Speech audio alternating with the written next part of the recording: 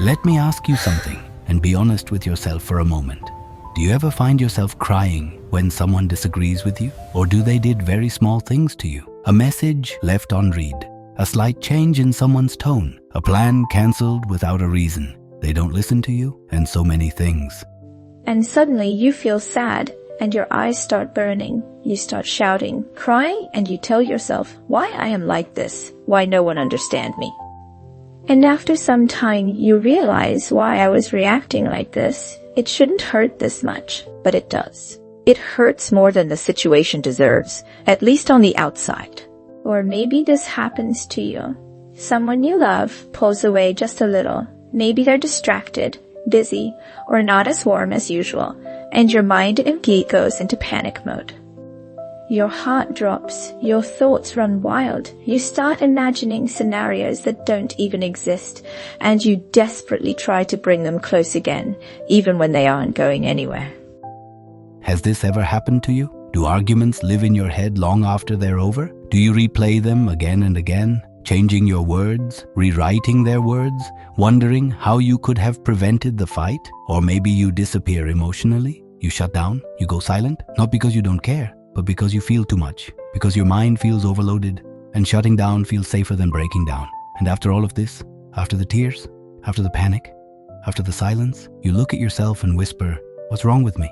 Why can't I control my reactions? Why do I feel like a little child trapped in an adult's life? If you've asked these questions, if these moments feel painfully familiar, then hear me clearly. Nothing is wrong with you. You are not broken. You are not dramatic. You are not too sensitive.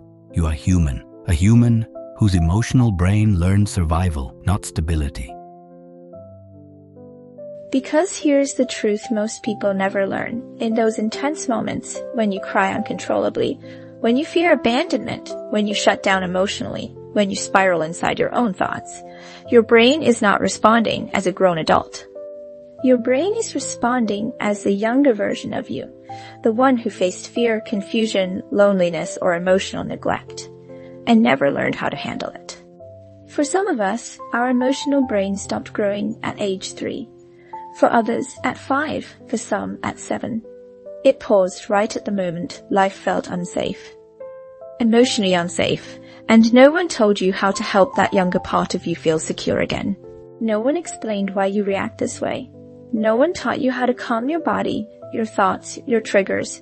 Most people just said, why are you so emotional? Grow up. Move on. Stop overreacting. But nobody told you how.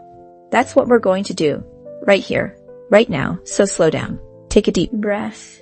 This is not just another video you're scrolling past. This is your pause button. This is your safe corner. This is the moment where you finally understand yourself. Because today you're going to learn why your emotions sometimes explode like a child's, what your brain learned and didn't learn while you were growing up, how those emotional patterns still live inside you, and most importantly, how to heal, grow, and finally break the cycle. Today, you're not just watching a video. You're meeting the part of you that has been crying for understanding your whole life. So stay with me. Let's talk about what no one ever told you about the child inside your adult body who still needs love, safety, and healing. Let's break this down very simply, because once you understand this part, it's the key to understanding your entire emotional life. If you've ever wondered, why do I react like this? What's wrong with me? Why do small things affect me so deeply? You're about to understand the real reason. Inside your brain, 2 characters live: the amygdala, the emotional alarm system. Imagine a tiny hyperactive security guard inside your brain, a guard who sees danger everywhere, even in places where nothing is wrong. Someone's tone changes, alarm. Someone replies late, alarm. Someone cancels a plan, alarm.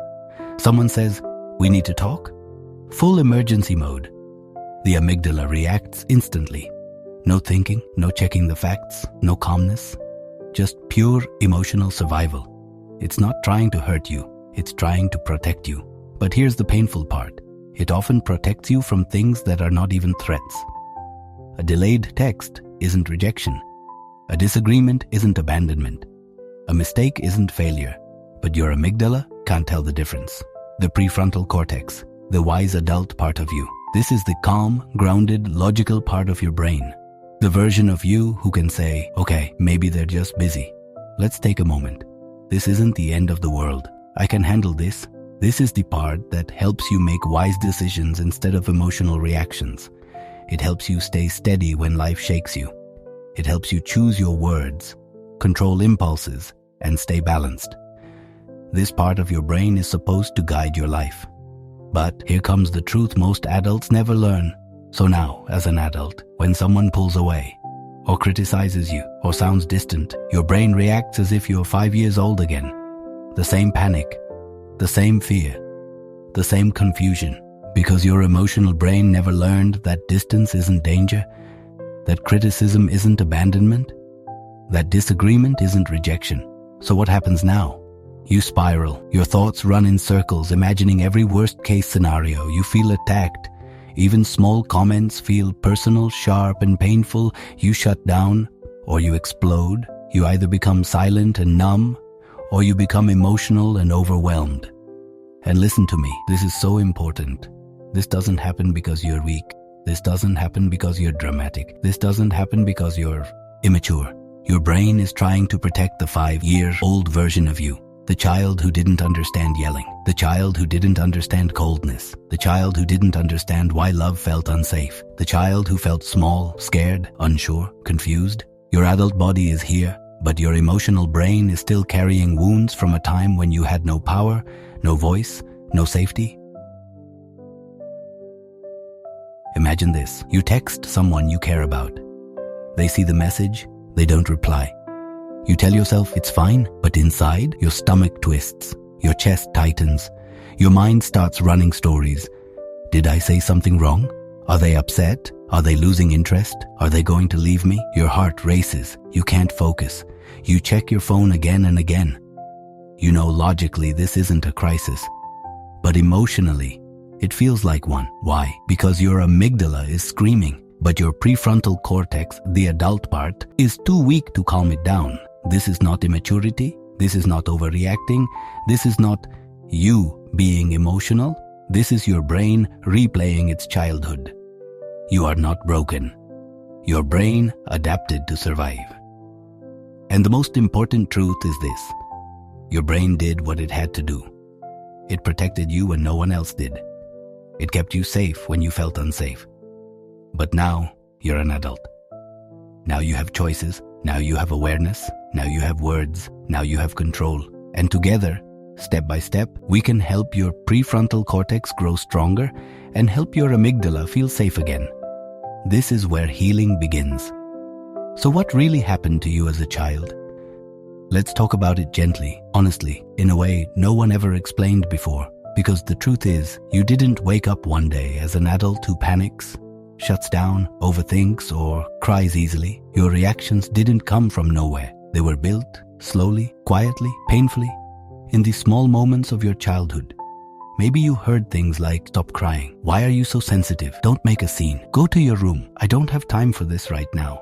Words that were supposed to teach discipline, but actually taught you that your emotions were a problem. Words that taught you, my feelings are too much for the people I love.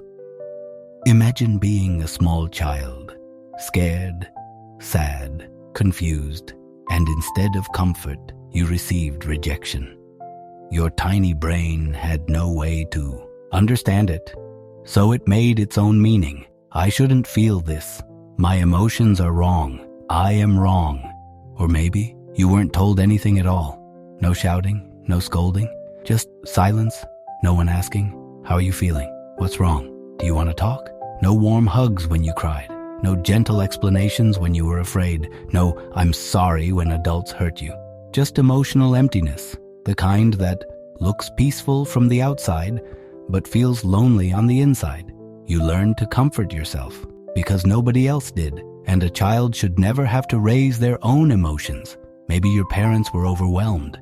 Maybe they were struggling themselves. Maybe they were carrying their own childhood wounds. Maybe they were stressed, exhausted, fighting, working, surviving. They loved you, but they didn't know how to show it in the way you needed. They provided food, school, clothes, routine, all the practical things, but no one taught them emotional safety, so they couldn't give it to you. You didn't get the soft eyes, the soothing voice, the safe arms, the emotional shelter that every child needs to grow a steady, calm inner world. You got everything, except the thing your heart needed most. When a child doesn't feel seen, doesn't feel soothed, doesn't feel safe, and doesn't feel secure, they don't grow emotionally. They just survive. Your childhood wasn't a place where emotions could grow. It was a place where emotions had to hide. Your feelings were too big, and the world around you was too cold to hold them. So your brain did the only thing it knew how to do. It pressed pause. It froze the emotional part of you. It told your nervous system, we'll deal with this later. Not now. And later never came. Because life kept moving. School, college, relationships, work, responsibilities. But inside you, something stayed the same. Something stayed small. Something stayed scared. So now, 10, 20, even 30 years later, that inner child still exists, not as a memory, but as a living part of your emotional brain, a part that still feels rejection like danger, a part that still fears silence, a part that still cries over small hurts that feel huge, a part that panics when love feels distant, a part that shuts down when overwhelmed. You're not reacting as a grown adult. You're reacting as a child who never felt safe, a child who still lives inside you, trying their best with the little tools they were given. This inner child isn't your weakness. They're your unhealed story, and understanding them is the first step toward healing you. So how do you actually know if you're the one carrying these childhood emotional wounds? Let's find out together, slowly, honestly, because sometimes we don't realize how deeply our past still lives inside us until someone asks the right questions. Let me ask you something. Do you cry over small rejections and then feel ashamed afterward? Maybe it's a short message, a cold tone, someone canceling plans, someone forgetting to check on you, someone not showing the excitement you hoped for. From the outside, it's nothing, but inside, it feels like a deep sting, like something has been ripped open. And later, when you calm down, you judge yourself. Why did I react like that? Why am I like this? Why does everything hurt me? You're not overreacting. You're reacting from a wound that learned long ago. Rejection is dangerous. Do you replay what someone said again and again in your head? Maybe they said something casually, but you can't let it go. You replay their exact words, their expression, their pause, their tone. You analyze it from every angle until your mind feels exhausted. Hours later, you're still there, living inside a moment that ended long ago. This isn't because you like drama. It's because your brain is searching for safety. What did they mean? Am I in trouble? Do they still care? It's the same confusion your younger self once felt, coming back as an adult pattern. Do you avoid conflict or explode during it? Some people shut down. They go quiet. They freeze. They hope everything will fix itself. Because growing up, conflict felt threatening, not normal. And some people do the opposite. They get overwhelmed. They raise their voice. They say things they don't mean. Their heart beats fast. Their body panics. Not because they're angry, but because conflict activates old fear. You learned survival, not communication. Do you feel like no matter how much love you get, it never feels like enough? Someone loves you. They show it. They reassure you. They try their best. But still, something inside you feels scared. Still, something whispers, will they leave? Do they really care? What if they stop loving me? It's not greed. It's not insecurity. It's emotional hunger. A hunger created in childhood when love was inconsistent, unpredictable, or confusing. Your heart isn't empty. It's just still healing. Do you say yes to people even when you want to say no, just to avoid feeling abandoned? You cancel your plans. You adjust your schedule. You change your boundaries. You sacrifice your peace because the thought of someone being upset with you feels unbearable. You'd rather exhaust yourself than risk losing someone. This isn't weakness. This is a nervous system that learned, if people are upset with me, I'm unsafe. These are not personality flaws. They are not your nature. They are not signs of immaturity. They are not things you should have grown out of. These are emotional wounds. Quiet, invisible, unspoken wounds that never had the chance to heal. Wounds formed in moments when you needed comfort, but got silence. when you needed understanding, but got blame. When you needed safety, but got distance. And now, as an adult, you're still carrying pain that was never yours to hold. You're not too much. You're not dramatic. You're not broken. You are someone whose heart learned to survive the hard way and is finally ready to learn how to heal. So here's the best part. You are not stuck, not permanently, not even close. What feels automatic today, crying over small slights, spiraling, freezing, can be changed. Your emotional brain can be trained, soothed, and strengthened. You can become the emotionally mature adult you wished you had, and you can do it step by step, one gentle practice at a time. Here's how we start. Real work, real tools, real shifts. You can begin today. 1. Therapy. Find help that understands trauma. Therapy is not a last resort. It's the first tool most people need to rebuild their emotional muscles. What to look for? A trauma-informed therapist or a therapist who understands attachment wounds and childhood emotional neglect. Someone who uses safe approaches, EMDR, somatic therapy, internal family systems, IFS, or CBT with attachment focus. A therapist who makes you feel heard, not judged. Real life example. Imagine telling a therapist about an old memory where you were told to stop crying. Instead of brushing it off, a trauma-informed therapist helps you sit with that memory, name the feelings, and slowly teach your nervous system that it's safe now. That process looks like small, steady changes, not instant fixes.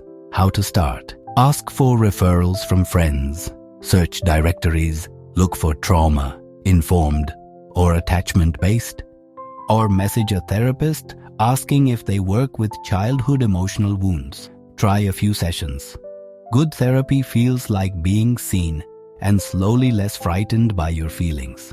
Why it matters. Therapy gives you a safe space to undo the messages you were given. It's where the small hurt child inside you finally gets to speak and be responded to with understanding. 2. Reparenting. Become the parent you needed. Reparenting means giving yourself the comfort, language, and presence you didn't get. It's not cheesy, it's practical neuroscience. Daily practices. Name the feeling. I'm feeling scared right now. Validate the feeling.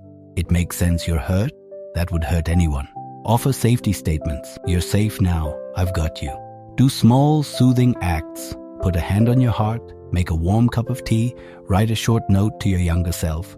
Real life script. When you wake up anxious after a fight, sit up, breathe, and say out loud, "Hey, little one, I see you. I know that argument felt big. You're not alone. I'm here." If you catch yourself replaying an insult, pause and say, "That was hard. I'm proud you survived that. Let's breathe together." Why it works. Your nervous system learns safety from repeated calm messages.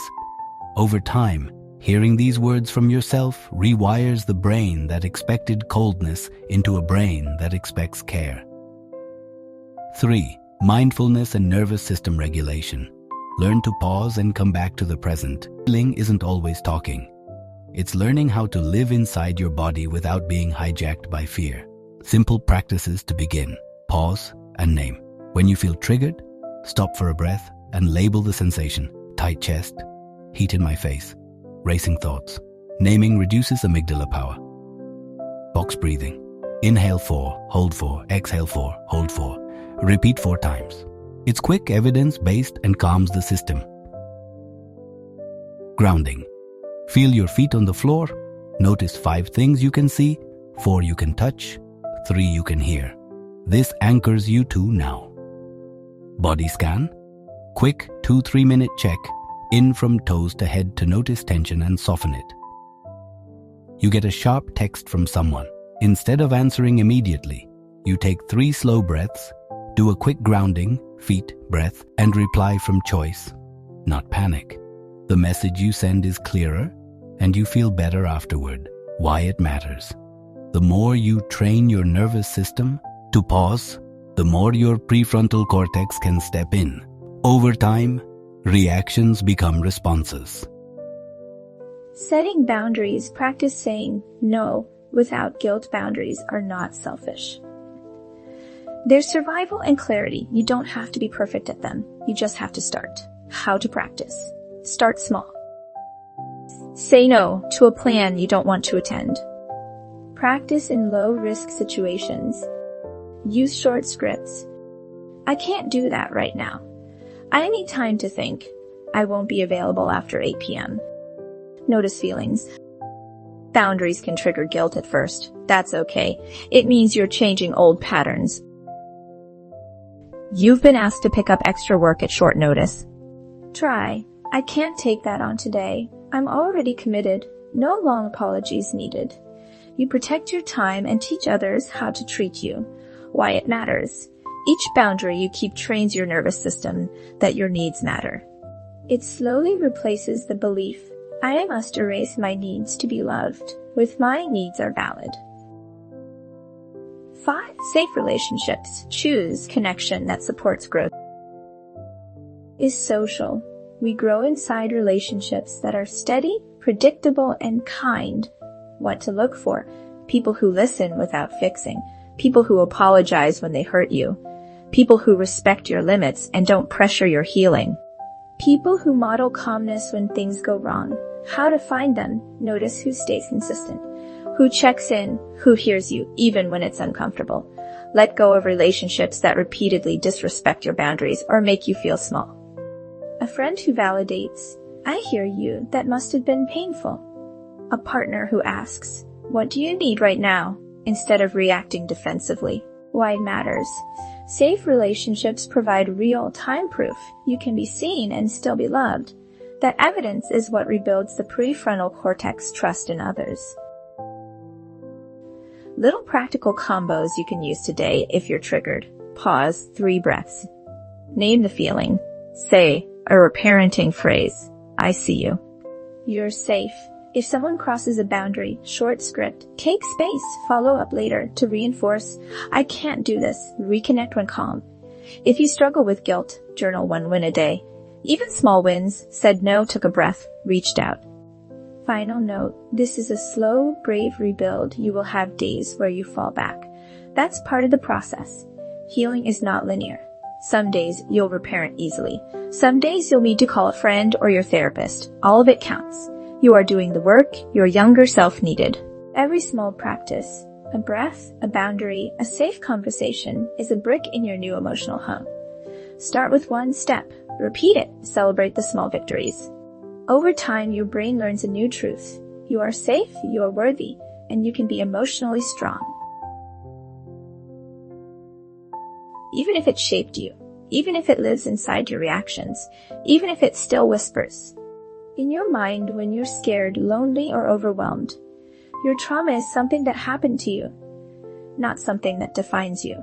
You are not your reactions, not the panic you feel when someone pulls away, not the tears that come too quickly, not the moments when you shut down and disappear inside yourself. Not the spirals, not the fears, not the triggers. These are responses, not identities, learned patterns, not permanent truths. You are not the broken child, the one who felt unheard, unloved, unseen, the one who cried alone because no one knew how to comfort them, the one who learned to be strong because there was no other option.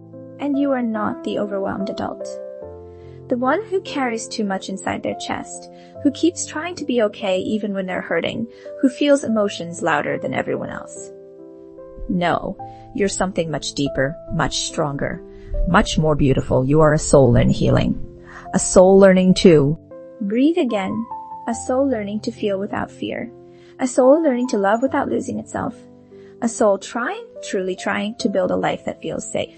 And as you start meeting yourself with compassion instead of judgment, as you start speaking to yourself gently instead of harshly, as you start holding your pain with patience instead of shame, you will begin to feel something new, something quiet, something warm.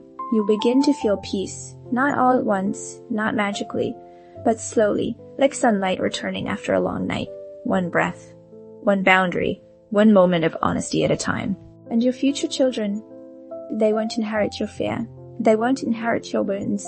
They won't carry the emotional weight you carried alone. They will inherit your wisdom, your softness, your strength, your healing. Because you chose something not everyone chooses. You chose to break the cycle. You chose to say, it ends with me. You chose to feel what generations before you suppressed. You chose to heal what others ignored. You chose to love the child inside you so they could finally feel safe, maybe for the first time. That is generational healing. That is love in its purest form. If this video felt like your story, if it touched a part of you that rarely gets spoken to, if you felt understood, maybe for the first time, please share it with someone who needs to hear these words too. You never know whose life you might be helping quietly. And if you saw yourself in this, if any part of this felt like your own, reflection, leave a comment. This is me, and I'm healing. Because saying it out loud is the first step to owning your story, and owning your story is the first step to changing it. Subscribe for more videos that help you heal, grow, feel deeply, and love in healthier ways. Every week, we walk this journey together, gently, honestly, courageously. You are not alone, not in this pain, not in this healing, not in this transformation. And this journey, your journey is just beginning.